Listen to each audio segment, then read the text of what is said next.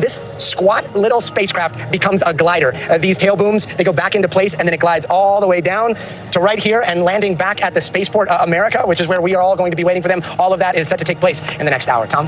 You know, Gotti, not unlike the space shuttle in terms of its return glide path, right? The space shuttle glided back to a landing at the Kennedy Space Center, usually. And this is similar. And in fact, on the mission back in 2021, I was there in the New Mexico desert. Richard Branson was on board.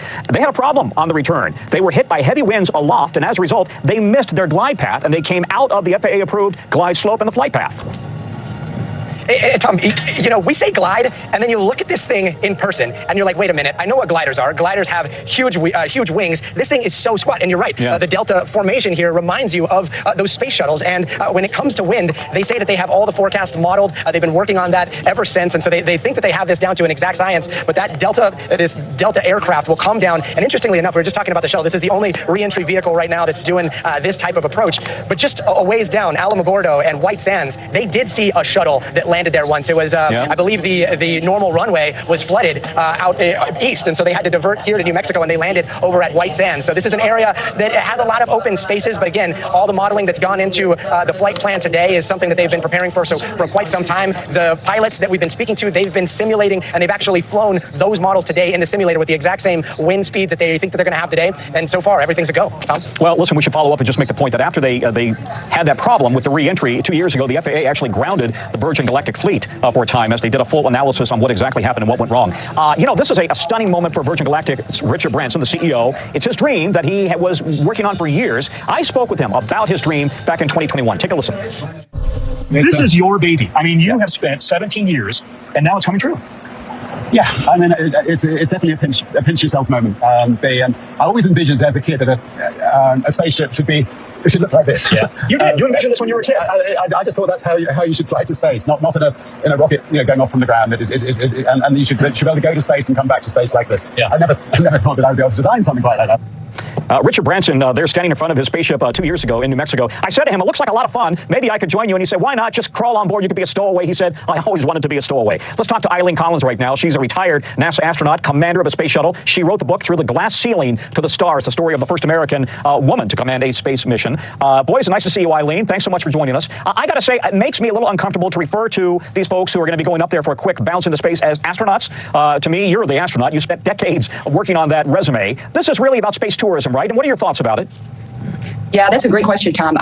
There are professional astronauts like myself who spend, the vast majority of our professional life training to go to space. We know how to operate the spacecraft. That's our career field. But then you have people that pay to go up, or maybe they win a ticket to go up on one flight. One of the marketing, techniques of these companies is you can call yourself an astronaut if you go over 50 miles.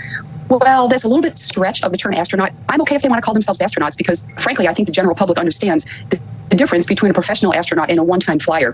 But keep in mind, some of these people aren't just tourists. Some of them actually do experiments, and they actually have like an agenda and a schedule and things that they want to do. So there is, I want to say, that professional aspect to it. But I'm not too worried about what they call themselves. I think people are smart enough to know the difference between a professional astronaut and a one-time flyer. So someone needs to come up with a new term to call these people. So that's a challenge out there. What's a new term to say one-time flyer? And is it important? Do you think that there, a lot of these Richard Branson and Jeff Bezos and Elon Musk, they all think it's important to, in their words, kind of democratize space, make it accessible to everybody, give everybody the chance to see the Earth from the altitude you've seen it at when you were on board the space station. Do you agree with that? Is there value in allowing all of us to have the same experience? Well, I do think there is value in it, yes, and I do agree with them. I don't know if we're going to get every person up in space. That just doesn't sound realistic, but for people that really want to go. Now, there's many people I talk to say, I would never do that. I would never, don't ever send me to space. But there's some people that have a dream to go there. And I think the goal would be for those that have the dream and that really want to, that they someday will have the opportunity. So maybe today, if you're in your 20s or 30s, you don't have the money to do it. Well, maybe in 10, 20, 30 years, there'll be so much flying and the cost will come down to the point that you may be able to afford it. And you may be able to have that wonderful opportunity. Having been in space myself, I think space tourism is going to be hugely successful because the human experience of being in microgravity, floating, looking back at the Earth from space is such a wonderful human feeling. And I think that you really want to take care of the Earth when you look at it from a distance and you can see, you can see the stars at noon, you can see the curvature of the horizon. The planet really is round. The Earth is not flat. I think when you have that experience, it makes you want to really care for the Earth more. So I really support what these CEOs, and we say billionaires, but I support what they're doing. I think it's very important, and I think I'm very happy, and I hope for the best of success. Commander Eileen Collins, do not go anywhere, please. We need your expertise. And by the way, Commander Collins was in charge of the return to space mission back in 2005 and brought that discovery up to the space station. Let's bring in Tariq Malik, who is the editor-in-chief of Space.com. He joins us now. Tariq, can you talk a little bit about the safety concerns that they've had here with regards to specifically to Virgin Galactic following they had a fatal accident in 2014 and then 2 years ago when they violated the return FAA flight path? Yeah, Tom, it's been a really long road for Virgin Galactic and their Spaceship Two vehicle, which we see the folks on Unity today. During the development of the spacecraft itself, they did have a... Tariq, hang on 1 second. I just want to tell the viewer, you are watching now the view from inside the Virgin Galactic spaceship. So those are the passengers who are inside and waiting to essentially for them to light the rocket underneath that underneath the plane, the plane, and then fire off towards their very low space. It's not an orbit, but let's just say just above the Kármán line, or just below the Kármán line, I should say, at 50 miles up. Tariq, go ahead. What are your thoughts about the safety record of Virgin Galactic? I think they've had their own version of the trials and tribulations that we've seen big space agencies have over time about how difficult it is to fly in space. They had not just a fatal accident in 2014 in which a pilot died, another was gravely injured, blamed a pilot error, and they had to revamp all of their training and safety systems to make sure it couldn't happen. But then they had to enhance their communications with officials, with the FAA, after that 2021 flight, that first flight, because they deviated from the airspace they were allowed to be in on return, and they had to make sure that they kind of get those safety communications in line with what the FAA needs for safe passenger flight. A lot of growing pains. They even had a fatal accident on the ground with their developer, just in the original designing of this vehicle. I would say it's a lot safer now because of those issues. They're very confident enough that this is their first ticketed paying passenger flight. They had a research flight earlier this year, and the goal for them, of course, is to ramp up this commercial flight so that they can get a wider variety of passengers and participants. Hey, do we still have Gadi on the ground? Gadi, give us an update. How close are we to actually seeing Unity drop from the space plane? It looks like we're about 10 minutes away. I'm not sure if you can hear me, but it looks like right now we're about 10 minutes away from the drop, from that point where Eve will separate from Unity, and then Unity will head straight up into space. So a lot of people are watching the streams. The live stream here from Virgin Galactic just started as well. And then there you have that live look inside. You've got those passengers sitting there. Just talking a little bit about the crew. You've got Keisha and you've got Anna that you're looking at right there. We were talking to Keisha a little bit earlier, and she said one of the best experiences for her that she's looking forward to is to look down at our beautiful planet and then look across at her beautiful daughter taking in that same view. So that's something that we're hoping to see here in just a little bit. And talking about those tickets, we talked a little bit about how John Goodwin, he's been waiting about 18 years. He bought one of the first tickets at about $250,000 way back in the day before they were where they're at now. But Keisha, she was sitting in a plane. She was sitting on a Virgin plane making a flight when she saw an ad pop up for a sweepstakes to fly to space. So she took a little moment to fill out that form and didn't think anything of it. Well, lo and behold, the next thing she knew, Sir Richard Branson was at her door telling her that she had won a ticket to space. And not only did she win one ticket to space, she won 2 tickets to space. So at that moment, she FaceTimes Anna that you see right there. I believe it's behind her. And the next thing you know, they are now on their way to 53, 54 miles above the Earth. Tom? You are a native New Mexican, and I'm wondering, you know that area well. Is it hot as heck right now? What's it like on the ground? Yeah, it's very hot. And actually, it's funny that you say native New Mexican. I was a student at NMSU in 2004, and I remember they had this thing called the X Prize Cup. And one of my journalism assignments was to go out to the airport and see the X Prize Cup. And back then it was Spaceship One, very similar to this design. And, you and I are both space buffs, so I was kind of a rocket guy. And I saw this design, and I was like, no way is this ever going to fly. It had won the X Prize Cup at that time. And I remember getting video of it, us having these debates. Is this going to happen? Is this not going to happen? I can't describe what it was like a few days ago going in that hangar and seeing the Unity right there in front of me attached to Eve. It was this kind of full circle moment where you're like, oh wait, actually, like we're kind of living in the future here, and it made me think of that day back there in 2004 for the first time when I saw this design. But again, it's a very ambitious design and one that they're hoping will gracefully return back here to Earth. But it looks like from the reaction of the people, we've got about 5 or 6 minutes before there's that separation from Eve and before we start to see Unity climb into space. Perfect, Gotti, don't go anywhere. Of course, you're not going to go anywhere, but hang on, hang on. Because we want to ask you a few more questions here, but let's bring in Clayton Anderson. He's the author and retired NASA astronaut. He has some great perspective here as well. Clayton, same thing to you. Are we really watching and witnessing this whole new age in space exploration or space enthusiasm when you're allowing just everybody to go into space if they can afford it? Now, this is obviously a luxury life experience for those who pay the ticket. I think it's great we're giving people the opportunity in this manner. I would caution you that the word space for everyone right now. It's not.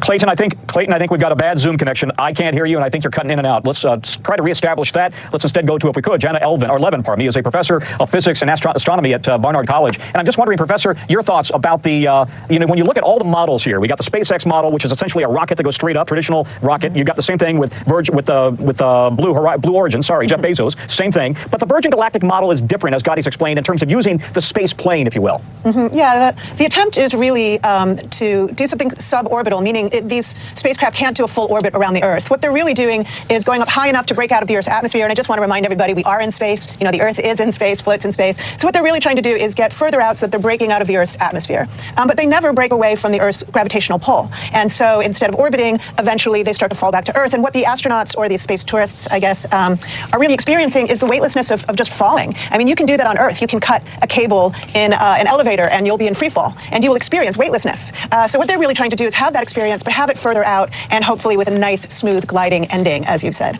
Yeah, I've had that experience in the zero-G plane, so it's similar, but we should make the point, they're not going into orbit. They literally are kind of doing a quick bounce up into space, and then they come back down again. I've equated it almost to a trampoline bounce. Yeah, and they've been doing these kinds of parabolic flights in the Earth's atmosphere for many decades, where artists have gone up, experimenters have gone up, performers, dancers have gone up in these flights, and they are parabolic. They literally follow a parabola and fall back towards Earth before starting the engines again and scooping the passengers safely to a landing. So this idea of being weightless is also true of people in the International Space Station. They're not so far out that they don't feel the Earth's gravity. They absolutely do, but they're just falling all the time, and they're falling in such a way that they can execute a full orbit.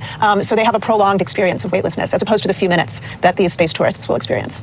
All right. Hey, Tariq Malik, let's bring you back into this. And I'm just wondering now, you are the consummate space reporter. Tariq covers the ins and outs of this industry like nobody else, and we're always comparing geek notes when we're at the Kennedy Space Center together. And I'm just wondering, Tariq, what is the reputation within the space community right now of Virgin Galactic? They've had a rough couple of years, as you and I discussed. They were grounded for a while. They did have a fatality about 8-9 years ago. How are they kind of ranked and rated compared to what Elon Musk has done with SpaceX and what Jeff Bezos has done with Blue Origin? And is that even a fair comparison? Well, Tom, those are kind words. Thank you so much. But you make a really great point that Virgin Galactic really, when you stack it up to their private spaceflight competitors, seems to have started off really strong, earlier than many others. Back in 2004 with that announcement, they were hoping to fly in 2007. Then they had a lot of development setbacks, a lot of hurdles. And then here we are now in 2023 with their first actual space tourist flight, although they've had, of course, many other test flights and a research flight in the past. It does seem like they're building momentum, but they still have a long way to go. They've got a second spaceship ready to go to ramp up that scale, but they've actually really, in a recent earnings call, have said that people should not look for a lot of a big influx from these flights because they had to raise prices, and the people they're flying now are at that lower $200,000 rate, whereas now they're at $450,000. SpaceX, meanwhile, flying tourists into orbit, have booked flights around the moon on a brand new spacecraft. This is very different than that. I think their closest competitor is Blue Origin, which has its own issues. They did lose a vehicle recently. They're building back to return their own system to flight, but they have flown a few more passenger flights than Virgin Galactic. So I think that they still both have their own challenges, and seeing both vehicles ramp up will give us a really good picture of how robust this commercial space suborbital space tourism market will actually be. Both companies have backlogs. Virgin Galactic has a very big, extensive 800-person backlog of customers to fly. Once they get through that and reopen reservations at their higher $450,000 price, I think they'll be able to see what their road to financial success would be. Well, I think you just made a very important point. You're right. They're now charging, they went from $250,000 a flight to $450,000 a flight, and they've got 800 people, they claim, as of last December, who are on the list to go. So there clearly is a market, but it's not for the typical average middle-class American. Exactly, and this was always a market, at least at the beginning, for the wealthy, the super rich. Those orbital flights were the first space tourists to the International Space Station. They paid tens of millions of dollars. It's most likely more than that now, especially when you have folks like Jared Isaacman buying out full SpaceX rockets into orbit. So that's tens of millions times several. Virgin Galactic, meanwhile, has to get through that backlog, and the first ticket prices Tom were $200,000. So they're flying folks at that lower rate until they get to this higher $450,000 to try to make that profit over time. And they're also trying to build a new class of vehicle, the Delta class of these spaceship twos, that should be more affordable and more reliable to fly. For me, this is where I'll tell you what, let's dip in, if we can, to some of the coverage here from Virgin Galactic Mission Control and listen to what they say as we're getting closer now to Unity dropping from the mothership Eve to then light the rocket. And let's make the point again that Unity is the spaceship that will go up there, and Eve is the mothership named after Richard Branson's mother, actually, in honor of her. As you just mentioned, that release point. Right after that, the crew lights the rocket motor, and Unity's trajectory to space starts in that horizontal release position before turning towards space, a maneuver that we refer to as the gamma turn. And then the rest of the rocket motor burn occurs in the vertical. We're now 2 minutes out from release. The rocket motor boost was one of my favorite parts of the flight. Seeing the Earth drop away and seeing space come into view is just absolutely exciting. And of course, our vehicle gives our customers the best view of Earth with the amount of windows we have. Yes. So we are go for release on time. That's about 1:40 from now. As you mentioned, that view from Earth, when the rocket motor burn is completed, the pilots will command the ship to feather. That's rotating the tail and the aft section of the wing up to about 60 degrees. And that starts a backflip maneuver for our spaceship. And it orients the vehicle such that all of those windows overhead are providing just a fantastic view for everyone on board to be able to look down at the Earth below.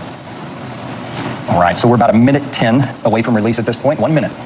And I can see the crowds in Antigua, and they're excited. I can see the crowds here at Spaceport America getting ready to cheer our crew on their We're listening to the voice of Virgin Galactic's mission control and the narrators, because they have the front row seat, sitting there watching all of this happen live, and they can count us down to the actual moment that we see Unity drop from Eve. And that allows, once we get to the designated point in our flight profile for the mothership pilots, to engage the release and set Unity free.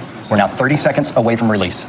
The very last preparation that the pilots in spaceship do before release is they push that control stick all the way forward, ensuring that we have a perfect separation. We're 15 seconds.